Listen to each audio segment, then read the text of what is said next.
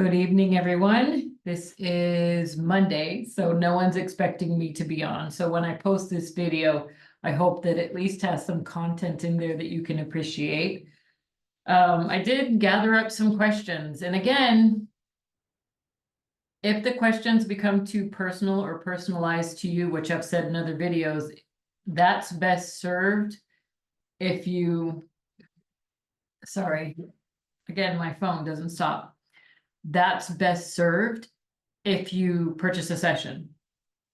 I only really feel it fair when I do post a free for all to answer a yes or no. People, they want detailed answers. You'll see that by when I answer a few of these. It's almost impossible for me to answer someone quick yes or no for free. They really need to book a session with me. And again, it's super easy. It's super easy to set up a session with me. Just reach out to me. I'll get you set up as a client in with the Wellness Center, and you can book a session whatever you want. It's really easy. But that's beside the point. So I want to get to a few of these. I've had a really long day. Today was a lot. And I was doing a lot of work remotely on, I deal with people with various psychological issues, and they could really drain me. And today was one of those days. Pulling people off the ledge is not easy. Again, I work with people with a number of different issues come to me.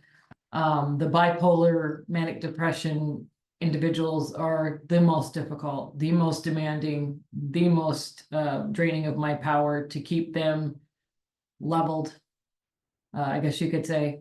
So I did by working with the neurodiverse population. They're incredibly blunt.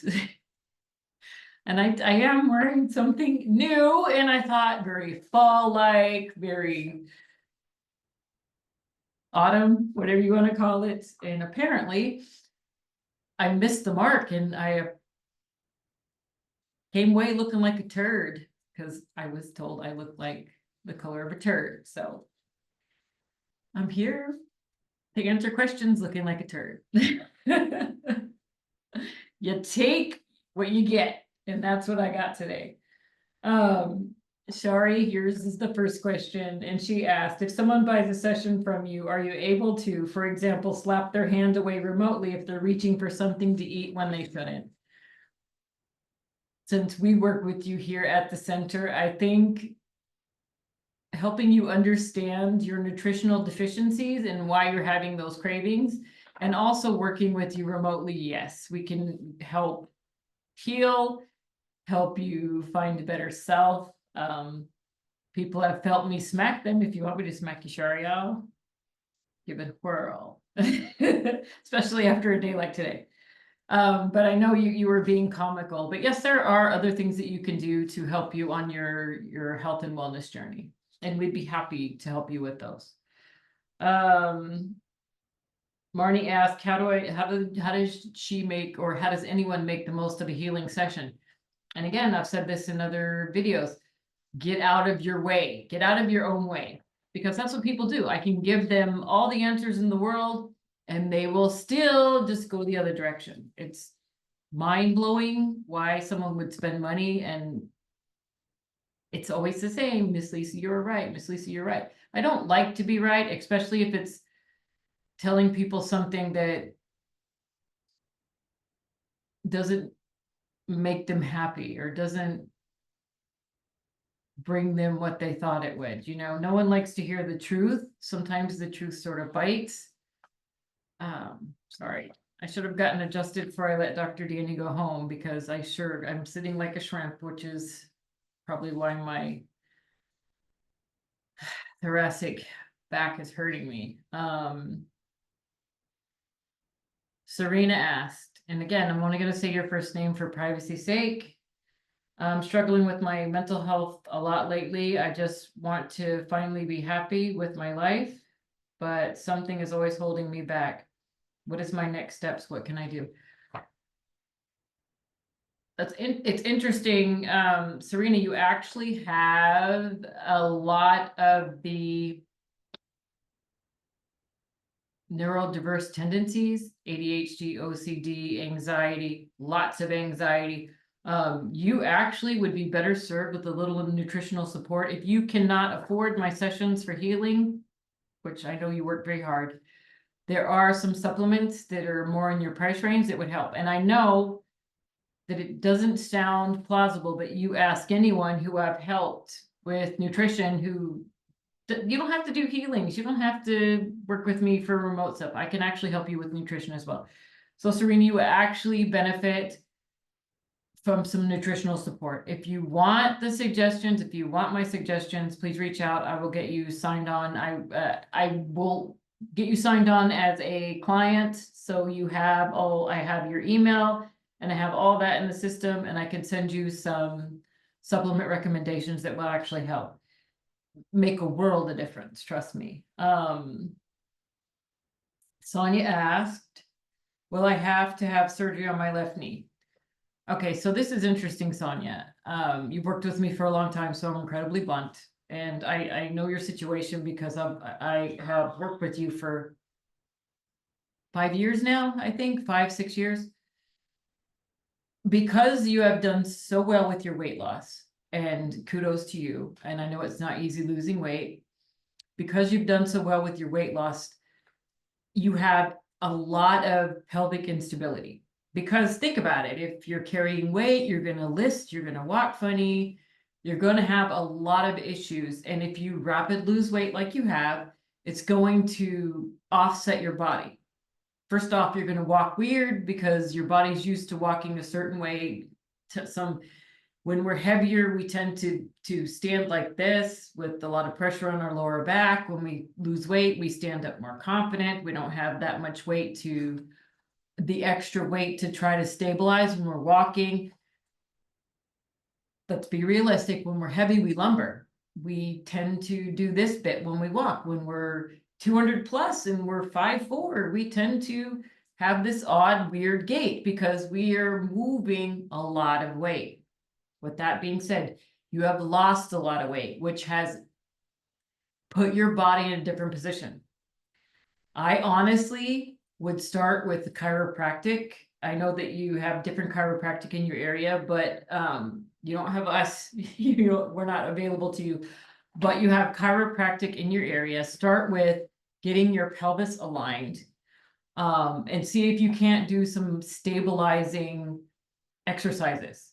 Because again, you've lost a significant amount of weight. You look amazing. But your body is not compensating for that drop in weight.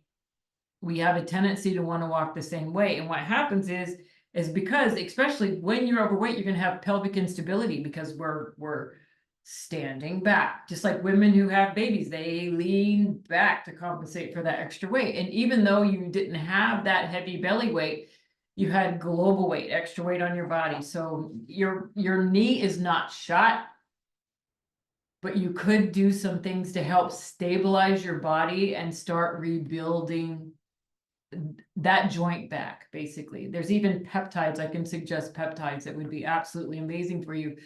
And again, I am not sure what your price point is, but that is something, again, I believe you're in the system already. I could send you some suggestions. Let's see here.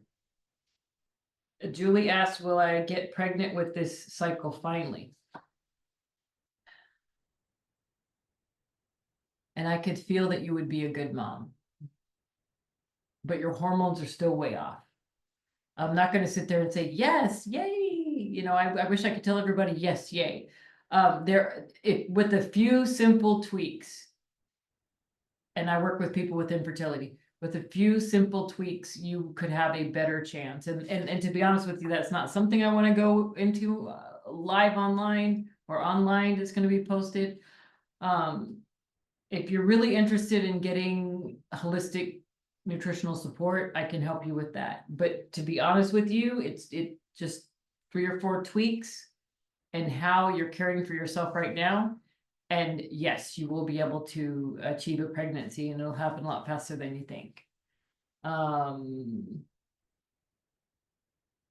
Stephanie asked, what would you say is your biggest accomplishment accomplishment in life. God for the tea.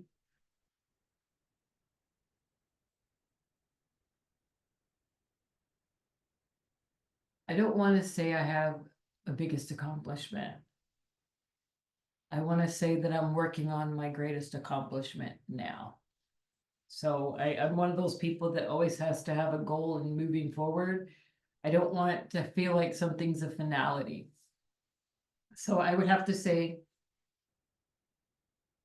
I'm working on it. Okay, let's see. Some people, I'm not going to read your question because it was very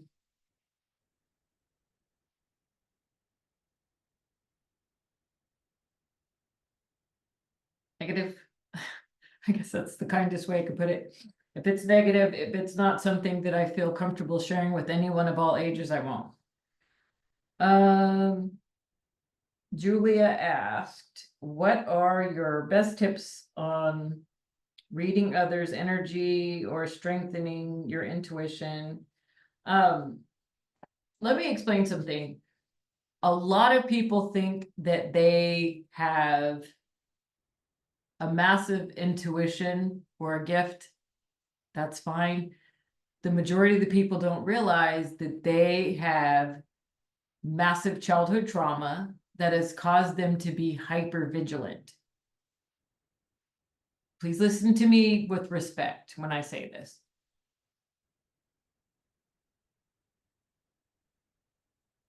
Extensive childhood trauma causes an individual to be hypervigilant.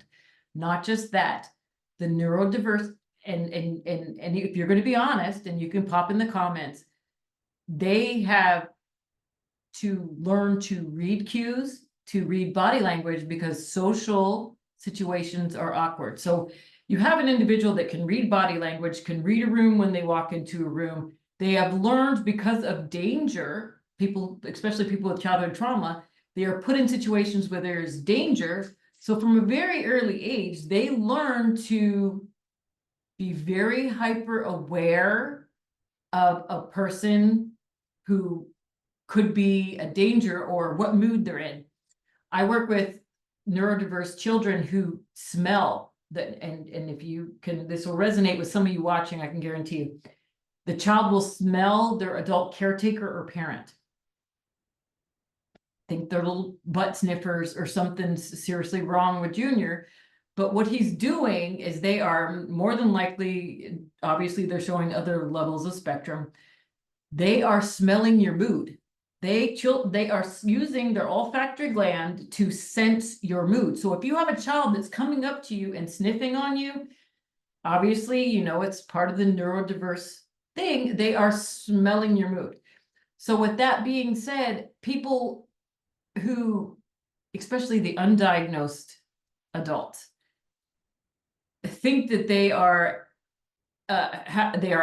empathic, or they are intuitive, or they have some kind of gift. But the truth is from a very early age, they have been hyper vigilant, and they could point out the person in the room that's a problem, and then automatically they think that they're an empath or they're intuitive. It is a very huge letdown when I start working with these individuals and I say, okay, so let's walk through your childhood trauma. And they're like, how would you know I have childhood trauma? Well, because unfortunately for me, I actually am intuitive. I actually do have that gift. So let's walk through this. Let's get you through this process. At the end of it, you can decide what you want to be, but reality is there's a reason for that. I'm sorry, my camera's acting goofy because although you guys don't see it, there's a plethora of I need to burn sage. When I say I've had a bad day, I need to burn sage. It's what I encourage everybody else to do. And dealing with people who actually drain my energy affects my space. And you could see that. You could see that with the camera. We'll do this on and off wonky bit when I guess my energy goes up or emotions ramp like that. So that's that. So how do I help people strengthen their intuition? First, let's find out if it's not a hypervigilance. Because 9 times out of 10, it's hypervigilance. So let's address the triggers and the trauma that you've suffered and help you get more in tune with self to be able to understand what's actually going on around you. The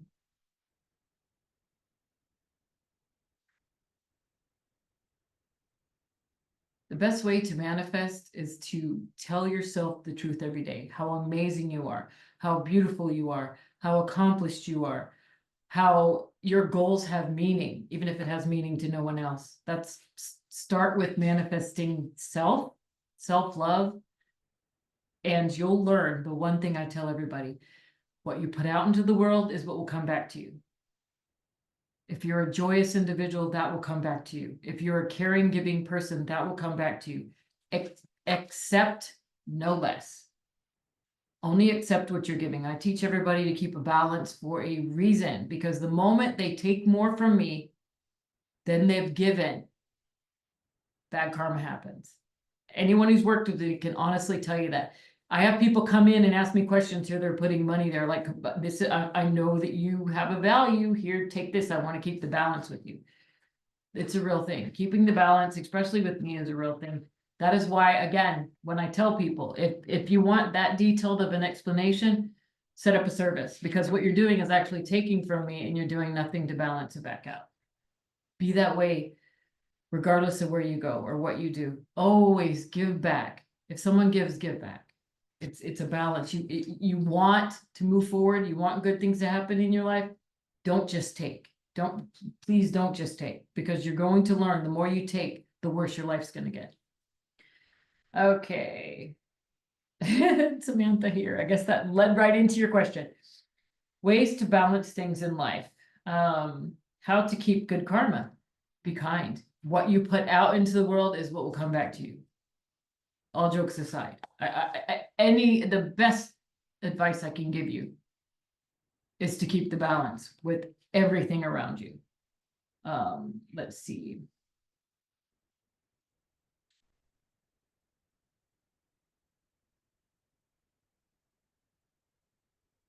Samantha, thank you for always putting questions out there. And I know that you always try to make sure that they're universal, and it shows to me how much you care and respect me, and I love you for that.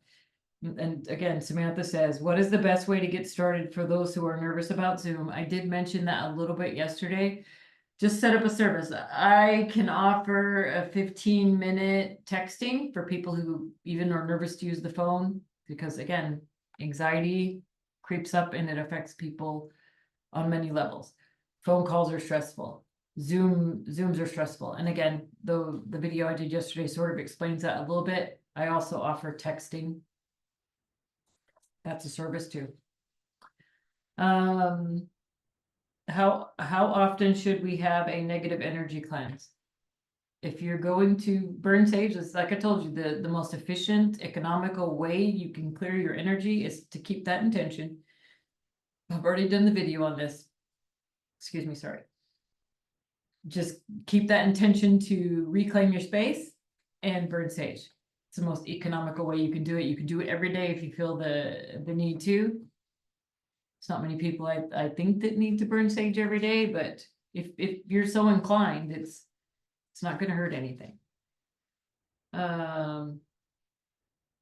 Christina asked, do you recommend what do you recommend on supplements for weight loss and improving energy and all around better health? Okay, so Christina, you're one of the ones with you're neurodiverse, and I think that you can respectfully agree.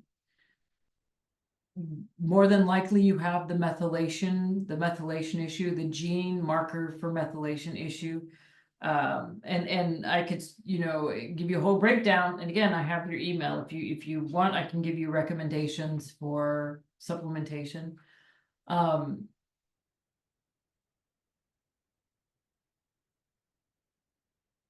of us girls over 40, to answer the second part of that, all of us girls over 40 tend to have that breakdown in hormone imbalance. It's perimenopause. So you're getting the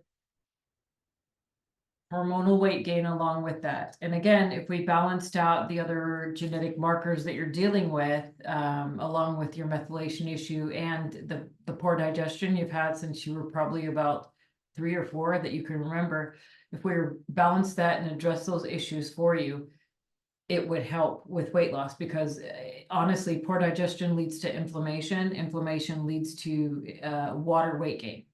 So take that when people start bringing their inflammation down, oh, I'm losing weight like crazy. Actually, you're just urinating out all that inflammation.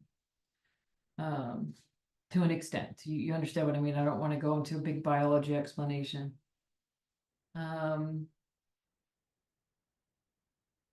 Shari asked, does a person have to have a question for you to answer when seeing you for the first time? Good question, Shari. Let me explain to you something. 2 types of people come to me. The first type of person does not shut up. They are a nervous chit chat. They just go on and on. I just want to put them to sleep. But that is how they process, and that is perfectly fine. I talk them through it. I listen to them. I share my own stories, whatever helps them through that. But they're the chit chatter. And then there's the ones that are dead like a log. They just get on my table and they're just expecting someone to come in and give last rites. They're that quiet. Those are the interesting ones. And those are the ones that leave out without saying a word, and then they'll go run and tell their friends, can you believe that she was able to know this about me and I didn't say a word? Those are the ones that I will pull the one thing out of them that no one could know. Did you see that? Oh gosh, it doesn't have the timer on there. Darn, I hope you see that. Those are the ones I say things to them that no one else would ever know, to where they're like, okay, this person's legit. She would never have known that. And then I walk them through the process. That I get their attention, because that dead like a log thing is fine, but Miss Lisa will pull out, I will walk you through your timeline. So you don't have to have a question, Shari, but I know that you have a lot of information and stuff to share that would actually be interesting to listen to while I was working on you, if you ever came in for me to work on you. I know you work with Dr. Danny, but you don't have to have a question. When a person gets on my table, that I am, and again, I'll say this, and everybody who's worked with me can admit to it. The moment I touch you, I am you for that moment. You don't have to tell me anything. I know it all. Okay, let's see. That's it there. Robin, thank you for your input here. She says that she has 2 questions. Do you ever have dreams of clients that need help, but they don't know it yet? If so, do you say something to them, or do you wait until they contact you? I mentioned this briefly in another video, but I'll mention it again. I don't barge into people's lives. I probably would have 95% more work if I reached out to someone and gave them a message, and then they, of course, were interested in having a session, but that's not my style. I don't like and I've said this before, I don't like the dog and pony show. I want to be as normal as possible. If someone comes in here and they think what I do is mystical and magical, and I'm a healer and I must have the hand of God, whatever, that's fine. But I don't want to push that off on people. Now, do I have people who actually pay for my round-the-clock care? And then I say to them, let's back it up a little bit, rein it in a little bit. Your emotions are getting too much. Yes. Yes, I don't charge near as much as I should. But I do have people that do, I guess, put me on retainer. But I don't want to intrude in people's lives. I believe in blissful ignorance, but if they feel something's off and they want to come to me, then by all means, I'll tell them everything. I tell people I have no rocks on my tongue, and I will share it all.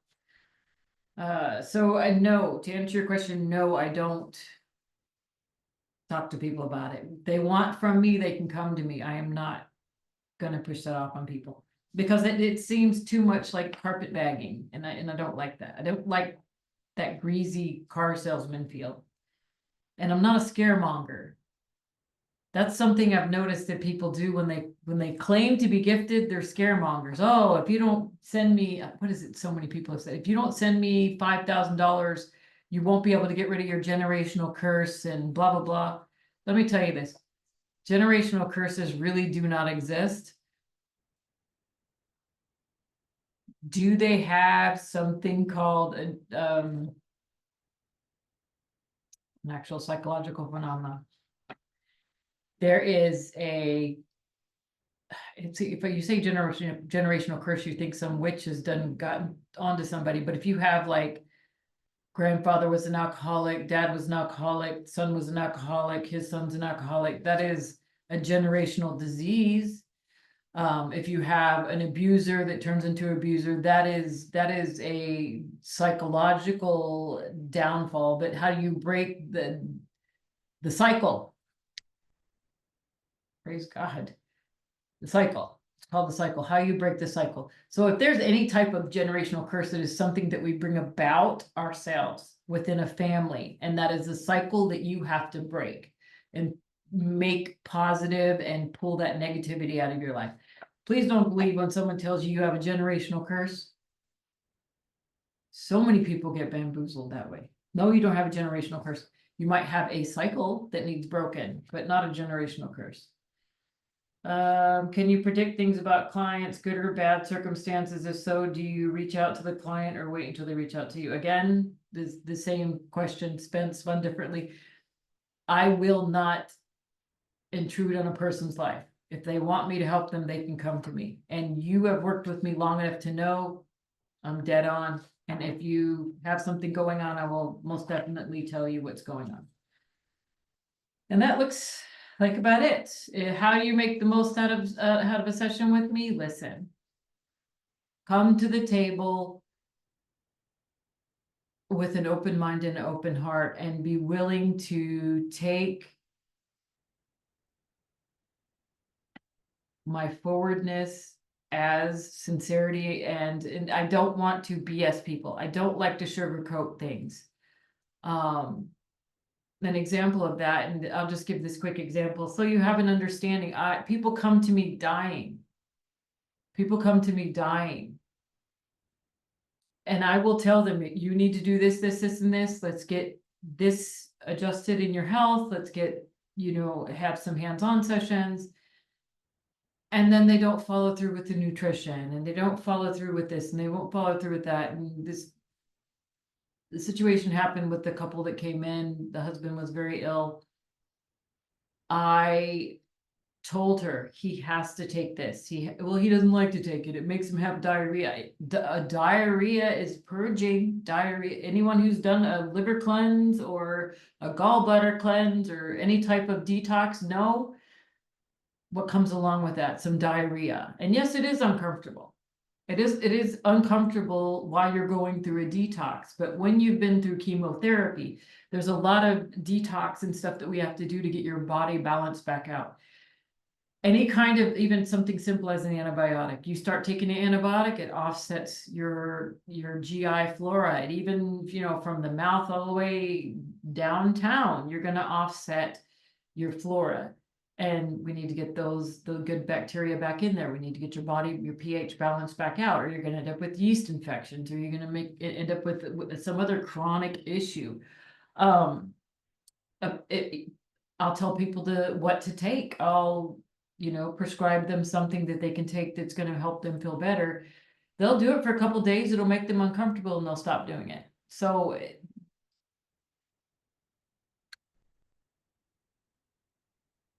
kind of like in my video when I told the gentleman I know he wasn't going to listen to me if I told him to forgive. I tell people all the time. I finally had to look at the wife and I said, he's going to die. So let's just make him the most comfortable that we can do.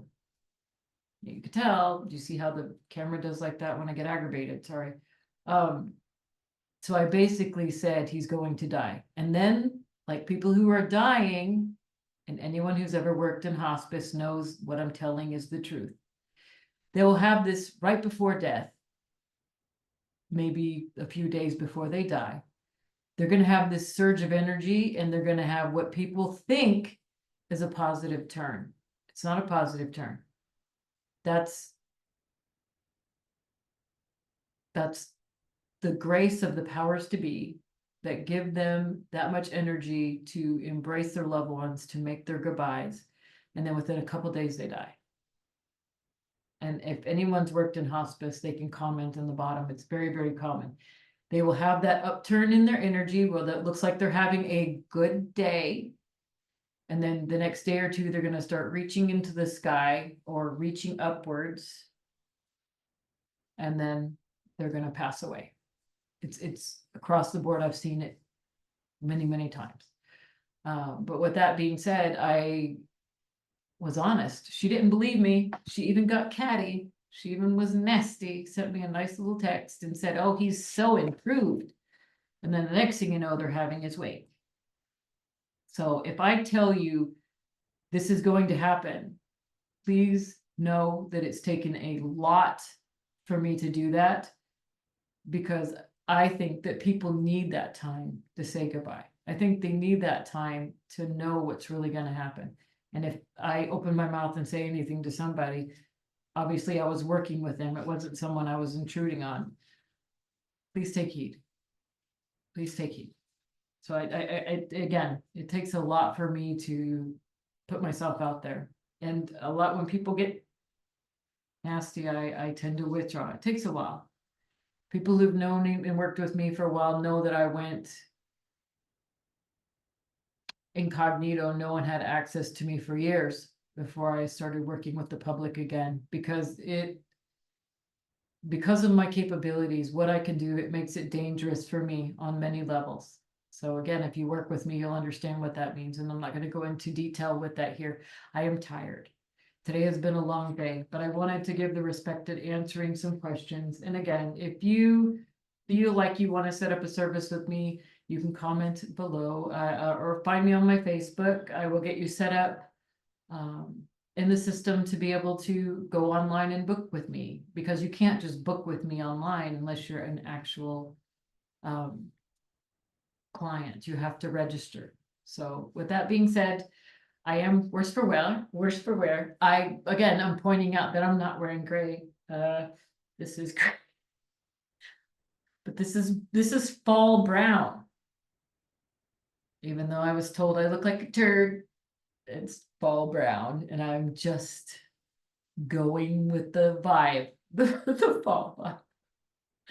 I love you guys. Next time, I'll see if I can wear something that's a little less festive. Have a good night, everybody.